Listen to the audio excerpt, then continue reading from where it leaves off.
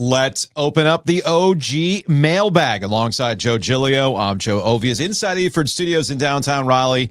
When the mailbag gets opened, it's thanks to our friends at the Butcher's Market. Why don't you open up the refrigerator door at the Butcher's Market and get yourself some ham biscuits? Get yourself the meatballs or the chicken marsala. No, they don't have chicken marsala, do they? Hell yes, they do. I'm telling you, man, you are sleeping on the prepared meals game, my man. So head on over to the Butcher's Market. They sponsor the free portion of the OG mailbag. If you want the entire mailbag, you head on over to ogtrianglemedia.com. Well, you're going to have to pay for that. You got to pay for that. You're going to have to pay for that. I don't know if I'll give away any more media beef on the paid side of things like I did last week. Oh. Or maybe I'll just read the email I sent to one of our listeners regarding the anthem after my nonchalant anthem take. Ticked off some people, but it is what it is. You know what's ticking off people right now? Mikko Rantanen. For context purposes, we are recording this starting at 10:54 a.m. on Friday, well ahead of the NHL trade deadline, which is at what, 3:30? Although we all know, true hockey knowers know, it's not really over until about 4 o'clock. Because remember, details of the deals have to go through. Get some last minute things, right? So the Mikko Rantanen thing has not stopped. And we are at the point where we have competing insiders giving you information on where this could be going. Overnight, I believe it was Elliot Friedman of Sportsnet who was the first to have this.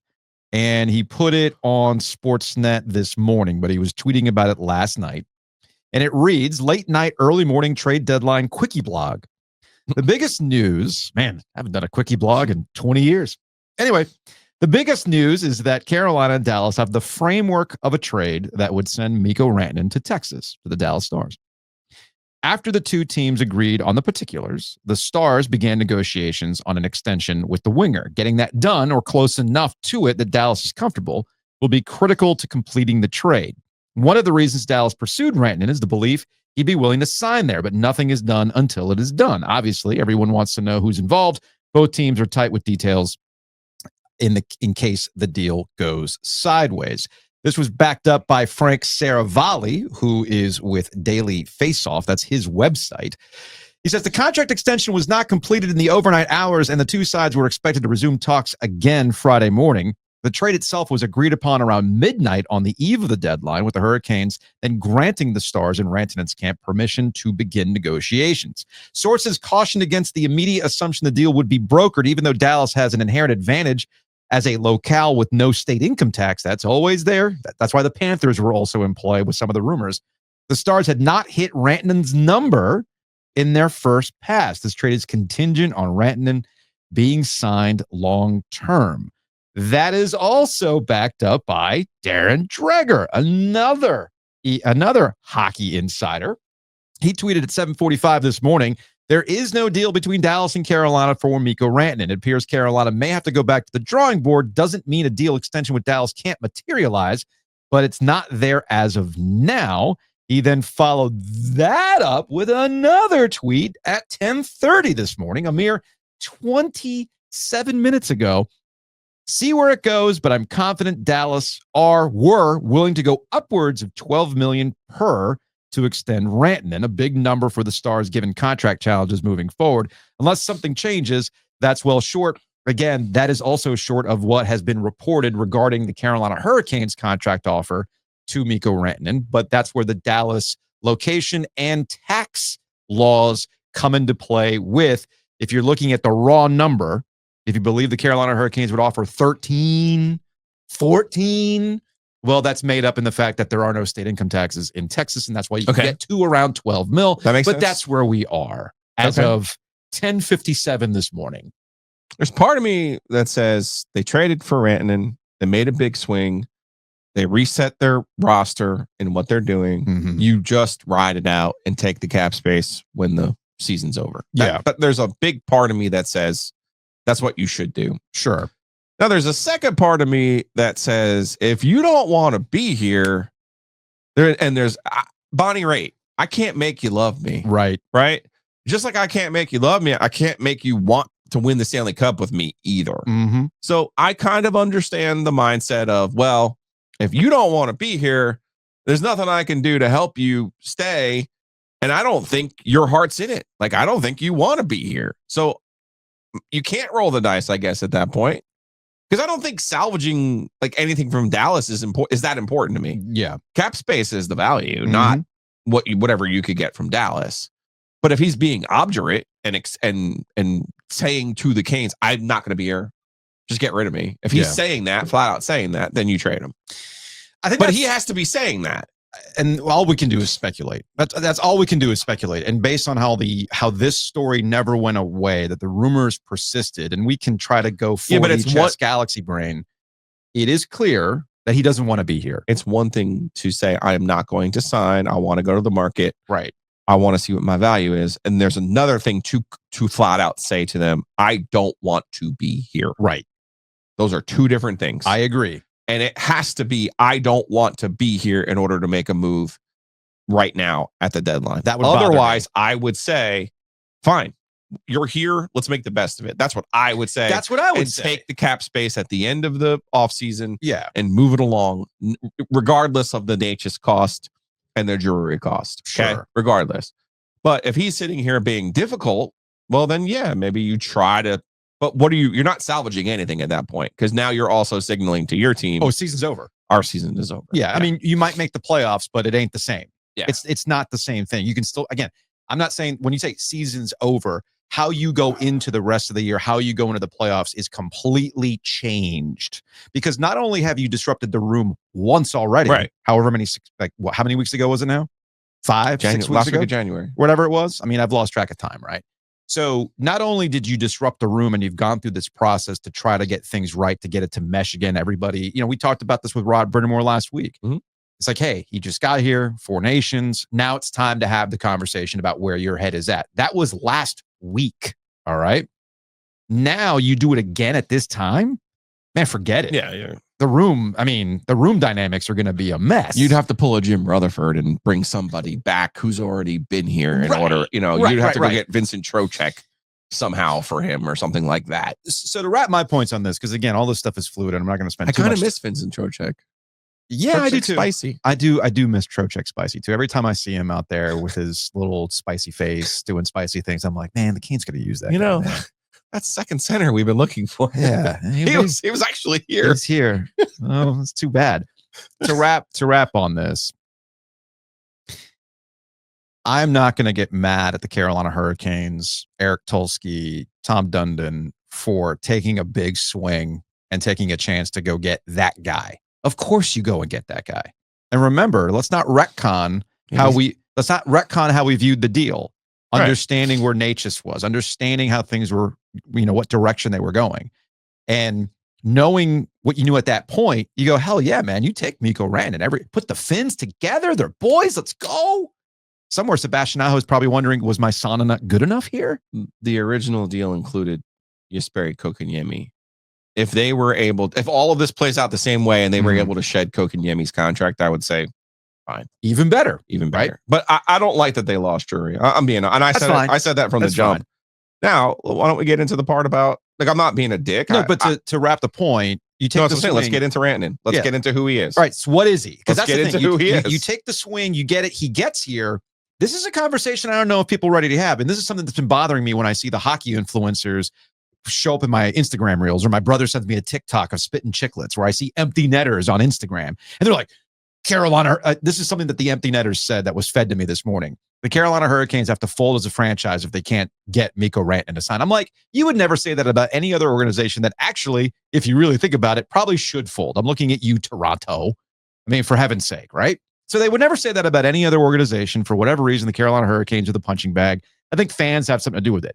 But let's get into if this is what we've got, is he worth it? What is he? Who is he? What does he need? And is he worth it? I think that's a valid conversation to have right now, don't you think? Was he the force multiplier, or were his teammates with the Avalanche the force multiplier? I mean, so far you would argue it was the better players on Colorado, and he was a benefit of the better players on Colorado. That doesn't make his numbers any less. He scored 55 goals in 23, scored 42 in 24. 27 of those 97 goals were on the power play. Yeah. Right? Yeah. And these are all things the Hurricanes need. Size, power play scoring. Yeah. But if you can't do it with the Hurricanes players and you can't do it with Sebastian Aho, well, what does that get you? Well, it makes me wonder if the center is the most important thing, go get the center, not necessarily the winger. Just a thought. Here's the mail that never fails. Makes me want to whack my tail when it comes. What a whale. All right. Oh, yeah. We actually do have the mailbag to get Are started. you kidding? What? Jack Drury's got more goals with Colorado. Yeah, dude. Are you kidding? Nate just even have a pretty decent time out there, too. Wait. What? It's kind of funny. All right. Jack Drury's got 4 even strength goals in Colorado. From a 919. The more I see, the more I wonder about the Bill Belichick experience. It's 2025, and he's out of here with, quote, no numbers is going to make us a better team. Gotta earn that number. All caps. There are a fair number of UNC fans breathing that chronic, but I don't get it. I think the spring transfer portal is going to be interesting. And that last sentence is a very, very astute point. Because with the whole number thing and how is Bill Belichick, the stories of Bill Belichick with his former players in New England and whatnot, it was something that stood out to me when I was reading Pat Forty's article on Belichick's availability this week at the start of spring practice. And as one of our listeners pointed out, Forty gave Belichick a downright tongue bath, just all over it, just hyping Bill Belichick at Carolina. And the one thing that I thought Forty didn't do a good job of considering, and I don't know if a lot of national folks have considered this, knowing what we know about the portal, if you get there and you don't like the vibe, you can go. You're not under contract. You're not an adult. And I do wonder about how today's generation handles this kind of stuff. I don't know the answer to it, but to the listener's point, the spring transfer portal will be interesting. Yeah, I don't think they did what they needed to do. This is all the larger pick. I watched the press conference. Yeah. As someone who's been critical of his previous press conferences, I thought he was better in this press conference, more engaging, slightly more interesting, but still not like popping off the page or anything. I'm not ready to like go play for Bill Belichick. Okay. Number one, the entire thing is surreal. Yeah. One of the points that you made about all of the groomers and Bill Cowher fantasies and anything else of, exhuming the remains of Vince Lombardi to coach your favorite college football team. Mm-hmm. The sight of Bill Belichick, one of the 3 greatest football coaches of all time, being at UNC that has not won so much as an ACC title since 1980 is surreal. It is surreal. I was looking at that is number one. I was looking at Robert Willett's photos from and he put a hat on. He got a haircut. Yeah. He's got a better zip on than he normally wears. Wait, who photoshopped Bill into this photo? That's what it looks like. Like, whoa. Who photoshopped him? I got Robbie Pickerel Evans, my former colleague at the NNO, handling the press conference. We've got Aaron Beard, asking like salient questions of Bill Belichick about Carolina football. It's bizarre, man. I'm just sitting here going, this is unbelievable. And Carolina's getting what they want. They had the most amount of media coverage I've seen for a Carolina football spring thing. Oh, sure. Since Mac got there the first go round, but it's different. It's more. It's different. It's more than Butch. It's more than anything ever. Yeah. Okay. It really is kind of crazy if you think about it. Now let's get back to why is he here? Why is Bill Belichick here? Mm-hmm. Is Bill Belichick here to turn the University of the People into his personal ATM? Well, then mission accomplished. If Bill Belichick's here to win football games, well, as he said in his press conference, there's a lot of work to do. Yeah. Because the players they got in the portal can supplement a roster. You can't build around those types of players that they got in the portal. If you're Bill Belichick and you're out there swinging, you got to get yourself a 5-star player. You got to get yourself an Alabama type recruit. You got to get yourself a transfer that will make an immediate impact. not Purdue's backup quarterback, not Holy Cross's center, not Stephen Neal, the wrestling champion, not Julian Edelman, the college quarterback who you're going to make a slot receiver. Mm-hmm. Okay. Those are all things you were able to do because you had 3 Hall of Famers on defense and the second greatest quarterback of all time playing quarterback for you. Yeah. Okay. At a bargain basement price, I might add, who routinely took less money than he was worth. Okay. So you can't do that with just C players. You have to have the A players to supplement them with. And in that first cycle, they didn't get any A players from the best I can tell. I mean, never forget Jared Verse came from Albany, became an all ACC, all American, and is going gangbusters in the NFL right now. Mm-hmm. So just because where you start in college football doesn't mean that's where you end. I understand that. I get that because college football is a year-to-year proposition. You can go find players wherever you can. Okay. But what they did in that first swing at it, that wasn't good enough to be national champions, to be ACC champions. And I have an impossible time believing someone who is the competitor that Bill Belichick is here to go 8-4 or 9-3. Yeah. I refuse to believe that. I refuse to believe that. So if you're here to do it, let's go. But if you're here to, make it your ATM and get your kid another job, both your kids a job, Lombardi a job, Lombardi's kid a job, mission accomplished. Yeah. But if you're here to win this thing and to make a real impact, well, you're right. There's a lot of work to get done. You got a lot of work to do. And jersey numbers and all that other bullshit. Yeah. Cool, man. Whatever. I ain't worried about how Bill Belichick handles practice at all. No. I'm not worried about how he relates to players either, because again, it's a year-to-year proposition. I do worry about how he relates to players. It's a winter to spring proposition. Nah, to your point, the roster might turn over in a month. That's why I think it's curious and an unknown how he relates to this generation, this group, no contracts on a college campus dealing with different things. Okay. When you're in the NFL, say what you want about the worst NFL team, you are still dealing with a roster of the best players to play. Yes. Even on the worst roster, you are still dealing with the best players who can play. You made the league. All right. That's not this. And you can develop. But again, it gets back to the changing nature. To your point, let's ding the bell, year-to-year proposition. You might develop them, but you're looking at a 4-year plan. They might not be your next year, man. So I find it all interesting. But the one thing that I've kind of settled on, and as I process all the bizarreness of seeing Bill freaking Belichick in a UNC polo or whatever it is, right, and showing up to basketball games and doing the thing that coaches are supposed to do on a college campus. At the end of the day, Bill Belichick is a football savant. He loves the game. Yes. He tinkers with the game. He's intrigued by the game. Oh, they're going to have formations where the left tackle's the last guy and he's not eligible. And you're going to see every single loophole that could possibly be exploited. Yes. So on one hand, I'm kind of curious how Bill Belichick, the football laboratory wonk, will function at this level, at that school of all places. And you got to do more of that, by the way. Yeah. When you were the Patriots, you didn't have to do the things that he did. No. When you have to play a little bit left-handed, you got to come up with every possible solution there is. So I'm curious about that. See if it'll work and whatnot.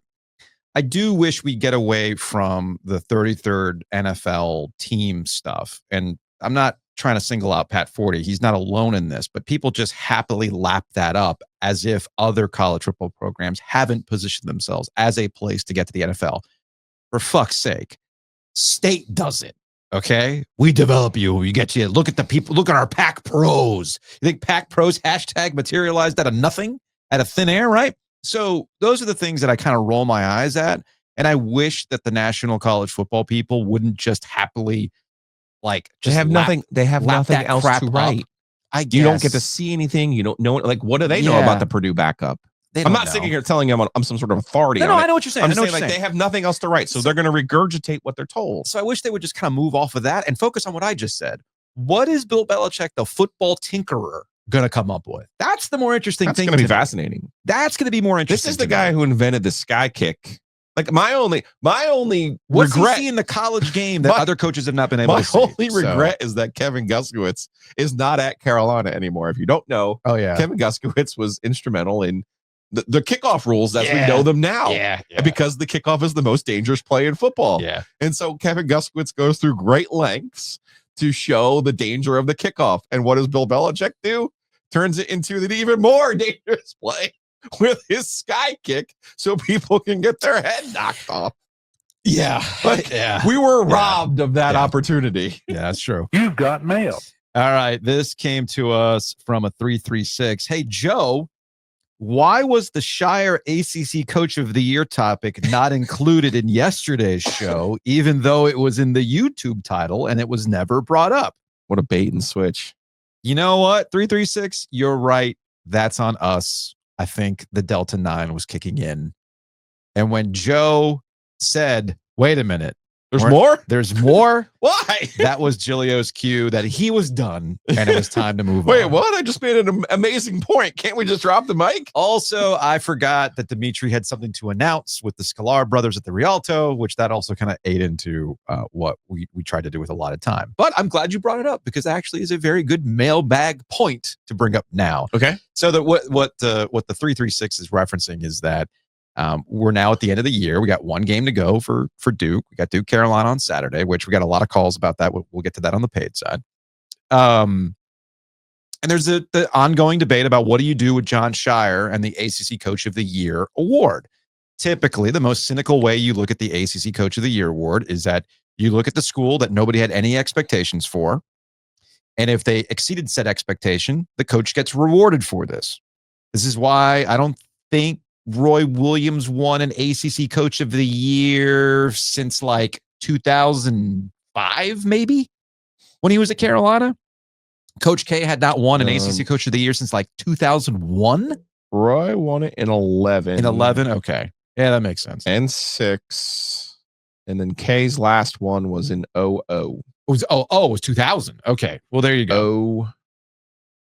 Meanwhile, Josh Pastner wins an ACC Coach of the Year because he manifested it after beating NC State at the arena. Yeah. So last year, I think they did get it right. Hubert. Yes. Because they went 17-3 in the league there. Yes. I know he can't coach. I know he can't coach, but he's ACC one Coach of the miracle Year. run. Yeah, blah, blah, blah, blah, blah. So our last 4 winners: Hubert, Jeff Capel in 23. Makes sense. Pitt went 14-6. Steve Forbes in his second season at Wake Forest when they went 13-7 and were left out, as they should not have been from the NCAA tournament. And then Mike Young in the pandemic year of 21 when VT was 9-4 to finish third. So there's an automatic reflex that no, Jon Scheyer can't be ACC Coach of the Year because it's Duke. They have all the advantages and you've got Cooper Flagg. Now, recruiting is part of this. Putting a team together is part of this. Going out there and actually executing with said loaded team and how you're crushing ACC schools here down the stretch also factors into whether or not you're doing a good job coaching. I also think that Scheyer is managing things that other coaches have not had to manage yet in real time. For instance, you are losing an assistant coach right before the season comes to a close. Jay Lucas, who was one of the first hires for Jon Scheyer, I think I have to go back and double check, but I'm pretty sure Jay was one of the first guys to come over with John. Is going to take the Miami job, but he needs to start the Miami job now. Sheyer's talked about how this is not an ideal situation to lose an assistant coach who was instrumental in putting a roster together and helping you out, break things down, leaving while you're supposed to be on a championship run with Cooper Flagg. So Jay's gone, man. And that's just the nature of the calendar with the portal and everything else. That's pretty screwed up, if you ask me. So you throw that on top of it. Yeah, Jon Scheyer absolutely deserves consideration for ACC Coach of the Year. I do think it's a 2-man race for ACC Coach of the Year. I think it's Jon Scheyer and Pat Kelsey at Louisville. For the quick turnaround they was able to implement at Louisville. I think you mentioned it yesterday when we were doing some of the math. Louisville still has a chance to be the top seed at the ACC tournament. That's pretty incredible, given where Louisville has been the last few years. Not just the last 2 years with Kenny Payne, but it goes to the atrophy before that. Yeah, there's a panel now. The voting has changed. The voting math used to be if you were in North Carolina or you were in Virginia, you're probably going to win. Player of the year, coach of the year, or whatever. Also, that the old thought process of where were you picked in the beginning of the season? Did you outperform it? You're the coach of the year. Mm-hmm.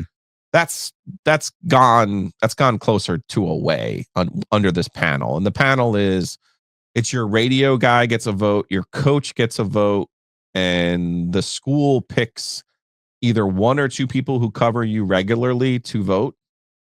And that can be a fan site, that could be a Rivals, that could be 247. So they're going to vote the way that the school is going to probably want you to vote. Yeah, it makes sense.